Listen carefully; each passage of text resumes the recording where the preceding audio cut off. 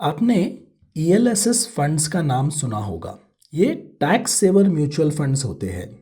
ये फंड्स क्या होते हैं, इनके बेनिफिट्स के बारे में हम थोड़ा सा जानेंगे और इन फंड्स को कैसे परचेज करें, ये पूरा प्रोसेस हम इस वीडियो में देखने वाले हैं।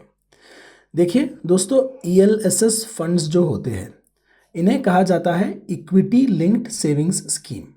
अब ये जो है एक गवर्नमेंट अप्रूव्ड स्कीम है या गवर्नमेंट अप्रूव्ड इक्विटी फंड है।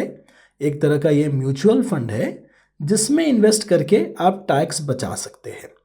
अब आपको पता होगा टैक्स डिडक्शन के अलग अलग जो है सेक्शंस होते हैं। तो अगर आप ओल्ड रेजिम में है, अपना टैक्स फाइल करते हैं, तो 80C जो है उसके अंदर आपको इनकम टैक्स का एग्जम्पशन मिलता है ईएलएसएस फंड्स में इन्वेस्ट करके। ऐसा नहीं है कि इस एग्जम्पशन को पाने के लिए सिर्फ ईएलएसएस ही एक तरीका है। पीपीएफ जैसे और भी तरीके होते हैं जहाँ पे आपको ये सेम एग्जम्पशन मिल सकता है। तो यही 1.5 लाख रुपए आप अलग अलग तरीके से बचा सकते हैं। लेकिन आपको ये टैक्स बचाना है, अगर 1.5 लाख के ऊपर अगर आप टैक्स बचाएंगे तो डिपेंडिंग ऑन क्या टैक्स स्लैब है, आप 45,000 रुपये से ज़्यादा बचा सकते हैं। तो अगर आप अपना टैक्स बचाना चाहते हैं और मार्केट में इन्वेस्ट भी करना चाहते हैं पैसे को, तो ईएलएसएस एक अच्छा स्कीम हो जाता है। क्योंकि पहला आपका टैक्स बचता है, दूसरा ये पैसा आप एक तरह से आप कह सकते हैं हाई रिस्क लेकिन हाई ग्रोथ या हाई रिटर्न वाले इंस्ट्रूमेंट में लगाते हैं। सो ये तो बात हुई कि ईएलएसएस क्या है। अब ईएलएसएस के कुछ फीचर्स को समझिए। ज़्यादातर सभी जो एएमसीज होते हैं, म्यूचुअल फंड हाउस होते हैं, वो स्पेसिफिक ईएलएसएस के स्कीम्स निकालते हैं कि ये वाला म्यूचुअल फंड मेरा ईएलएसएस म्यूचुअल फंड है। इनमें से आप म्यूचुअल फंड्स को सेलेक्ट कर सकते हैं और बाय कर सकते हैं। ये फंड्स जो होते हैं वो 3 साल के लिए लॉक्ड इन होते हैं, इसका आपको ध्यान देना है। और अगर आपने एसआईपी किया है तो स्पेशली आपको ध्यान देना है। समझो कि मेरा फाइनेंशियल ईयर चालू होता है अप्रैल से और जाता है मार्च तक, तो समझो आपने हर महीने जो है इंस्टॉलमेंट में ईएलएसएस में पैसे लगाए हैं, तो आपका हर इंस्टॉलमेंट जो है 3 साल के लिए लॉक्ड है। तो जो पहला इंस्टॉलमेंट मैंने अप्रैल या मई में डाला, उसको 3 साल बाद मैं मई में वापस निकाल सकता हूँ। जब 3 साल उस इंस्टॉलमेंट के पूरे हो गए, हर जो मेरा एसआईपी का इंस्टॉलमेंट होगा उसके मुझे अलग यूनिट्स मिलते हैं। तो वो यूनिट्स जो है लॉक्ड होते हैं और वो अवेलेबल होते हैं रिडेम्पशन के लिए जब उसके 3 साल पूरे हो जाए। तो ईएलएसएस में बेसिकली आप 3 साल के लिए कमिट करते हो कि मैं 3 साल के लिए पैसा नहीं निकालूंगा, इसीलिए आपको जो है इस स्कीम में टैक्स बेनिफिट मिल रहा है। अब क्या आपको ईएलएसएस में पैसा डालना चाहिए नहीं डालना चाहिए, वो आपके टैक्स प्लानिंग और आपके फाइनेंशियल प्लानिंग पर डिपेंड करता है। मैं आपको टैक्स एडवाइस या फाइनेंशियल एडवाइस नहीं देना चाहता हूँ। लेकिन ईएलएसएस फंड काम कैसा करता है, उसके रूल्स क्या है, उसके बारे में मैंने आपको जानकारी दे दी है। अब हम ईएलएसएस फंड कैसे खरीदें। देखिए, म्यूचुअल फंड्स जब भी खरीदते हैं मैं कोशिश करता हूँ कि मैं डायरेक्ट म्यूचुअल फंड्स खरीदूँ। डायरेक्ट म्यूचुअल फंड्स में कोई कमीशन नहीं कटता है और मैं अपने म्यूचुअल फंड्स खुद रिसर्च कर लेता हूँ। तो मैं जो है डायरेक्ट म्यूचुअल फंड्स खरीदता हूँ कमीशन बचाने के लिए। अगर आप भी अपने म्यूचुअल फंड्स खुद ही जाकर अगर ऑनलाइन खरीद रहे हैं या फिनेंशियल एडवाइजर से एडवाइस लेके आप खुद वो ट्रांजैक्शन एग्जीक्यूट करने कहीं जा रहे हैं, तो आपको भी डायरेक्ट फंड्स ढूंढने चाहिए। मैंने धन ऐप पर ये जो अकाउंट बनाया है, उस अकाउंट को केवाईसी करने के बाद मैंने वहाँ पर लॉगिन कर लिया है और यहाँ पर हम जो है आज ईएलएसएस फंड्स खरीदने वाले हैं। ये जो ईएलएसएस फंड्स हैं वो यहाँ पर म्यूचुअल फंड्स टैब के अंदर मुझे दिख जाएंगे। सो मैं म्यूचुअल फंड क्लिक करता हूँ। म्यूचुअल फंड में आने के बाद देखिए लाइव मार्केट दिख रहा है, मेरा एग्जिस्टिंग पोर्टफोलियो दिख रहा है।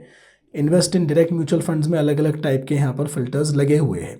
लेकिन मुझे सीधा नीचे आना है कैटेगरीज पर, और कैटेगरीज में जो टैक्स सेवर फंड होता है वो ईएलएसएस होता है। मैं टैक्स सेवर को क्लिक कर देता हूँ। अब यहाँ पर बाय डिफ़ॉल्ट जिसके रिटर्न सबसे ज़्यादा है उस हिसाब से फंड्स को यहाँ पर लिस्ट कर दिया गया है। और आप देख सकते हैं कि एटलीस्ट लास्ट 3 साल में रिटर्न्स अच्छे रहे हैं, लेकिन past performance is never indicator of future. मैं आपको इनमें से कोई भी फंड जो है रेकमेंड नहीं कर रहा हूँ, मैं आपको बस सिखा रहा हूँ कि ईएलएसएस फंड कैसे खरीदिए। तो देखिए, या तो उसके नाम में ईएलएसएस लिखा होता है या फिर लॉन्ग टर्म इक्विटी फंड लिखा होता है। तो ये जो फंड्स हैं यहाँ पर टैक्स सेवर टैब के अंदर अवेलेबल है।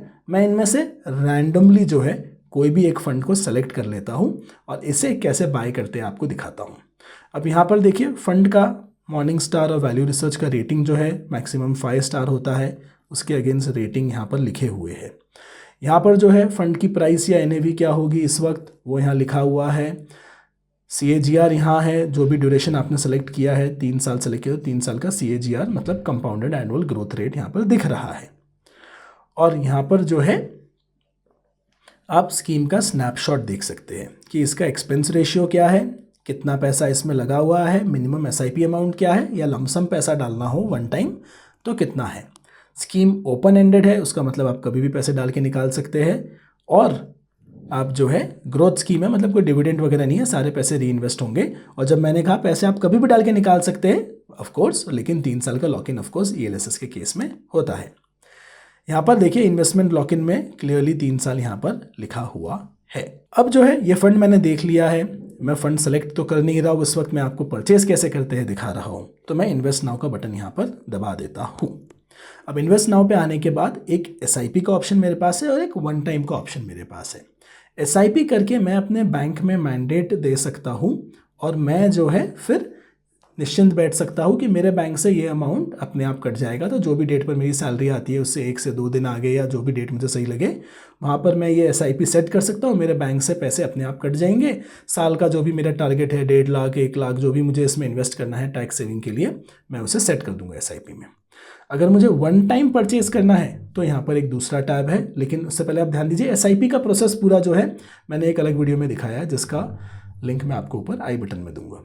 अब वन टाइम में आके आप एक वन टाइम इन्वेस्टमेंट कर सकते हैं। हमने स्कीम स्नैपशॉट में देखा था कि मिनिमम 500 रुपये का आप वन टाइम इन्वेस्टमेंट कर सकते हैं।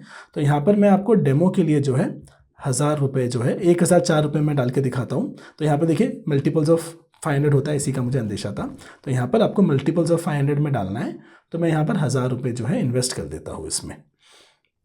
मैंने यहाँ पर 1000 रुपये सेलेक्ट किए हैं। धन का अकाउंट बनाते समय और KYC करते समय मैंने अपने बैंक के डिटेल्स ऑलरेडी देकर वेरीफाई किए थे। म्यूचुअल फंड खरीदते समय एक बात का आपको हमेशा ध्यान देना है, आपका अकाउंट जिस नाम पे है, आपका पैन कार्ड जिस नाम पे था, आप उसी के बैंक अकाउंट से ये ट्रांजैक्शन करेंगे। सो ये आप ऐसा नहीं कर सकते कि पैसा किसी और के नाम पे, किसी और के बैंक से डाला और अकाउंट किसी और के नाम पे, ये सब यहाँ पर नहीं होता है। आपको हर मेंबर का खुद का एक अकाउंट बनाना होगा अगर आप अपनी फैमिली को भी हेल्प कर रहे हैं तो। सो यहाँ पर जो है 1000 रुपये मैंने लिख दिए हैं और मैं इन्वेस्ट नाउ जो है क्लिक करूँगा। अब एक चीज़ का आपको ध्यान देना है कि NAV जो होता है वो अगेन एक इम्पॉर्टेंट चीज़ होती है। NAV एक तरह से जो है म्यूचुअल फंड का प्राइस होता है। म्यूचुअल फंड के जो भी होल्डिंग है उनका उतार चढ़ाव होता है मार्केट वाले दिन पे, और मार्केट के बंद होने के बाद एक NAV का चेंज जो है पब्लिश किया जाता है कि आज NAV कितना चेंज हुआ। अगर आपको आज का NAV चाहिए, काफ़ी वैसे स्मार्ट लोग होते हैं ना मेरे जैसे शायद, जो देखते हैं कि आज मार्केट गिरा है तो आज मुझे मार्केट में पैसा लगाना है। लेकिन जब आप आज मार्केट गिरा है और आज मार्केट में पैसा लगाना चाहते हैं तो आपको एक कट ऑफ टाइम होता है, उसके पहले अपना पेमेंट करना होता है, वरना आपको कल या फिर अगले वर्किंग डे का NAV मिलेगा। तो आज के NAV के लिए देखिए अभी लगभग 3 ऑलरेडी बज गए हैं। मैं अपने मन में कट ऑफ टाइम हमेशा 12 PM मान के चलता हूँ, नून मान के चलता हूँ, लेकिन कट ऑफ टाइम जो भी एक्चुअल अभी चल रहे हैं धन के जो गाइडलाइंस है उसका लिंक मैं आपको डिस्क्रिप्शन में दे दूंगा। तो मुझे पता है कि मैं जो ये पैसा डाल रहा हूँ 1000 रुपया, इसका जो NAV है वो मुझे कल का NAV मिलेगा, मुझे आज का NAV यहाँ पर नहीं मिलने वाला है। तो ये NAV कल का आने वाला है, विच इज़ ओके। ये वैसे भी 3 साल के लिए लॉक्ड है, मैं एक दिन के लिए मार्केट को ऑप्टिमाइज़ नहीं कर रहा हूँ। पहले मुझे मेरे फ़ोन नंबर पर एक OTP आएगा, वो OTP मुझे एंटर करना है। और अब OTP एंटर करने के बाद पेमेंट के 3 तरीके हैं। पहला तो मैं बैंक से डायरेक्ट डेबिट कर सकता हूँ क्योंकि मैंने मैंडेट दिया हुआ है एक प्रीवियस SIP के लिए। मैं नेट बैंकिंग से भी कर सकता हूँ, UPI से भी कर सकता हूँ। ये पेमेंट मैं इस वक्त UPI से करने वाला हूँ। जो बैंक अकाउंट मेरा इस धन अकाउंट में लिंक्ड है, उसी बैंक अकाउंट से लिंक्ड मेरा फ़ोनपे का जो UPI ID है वो मैंने यहाँ पर मेंशन किया है और उसी से पैसे जो है डेबिट होंगे। सो किसी भी ऐप से आप पेमेंट कर सकते हैं, लेकिन UPI ID इसी बैंक अकाउंट को बिलोंग करना चाहिए। इस चीज़ का आपको ध्यान देना है। तो चलिए हम मेक इन्वेस्टमेंट के इस बटन को दबा देते हैं। यहाँ पर UPI हमने सेलेक्ट किया हुआ है।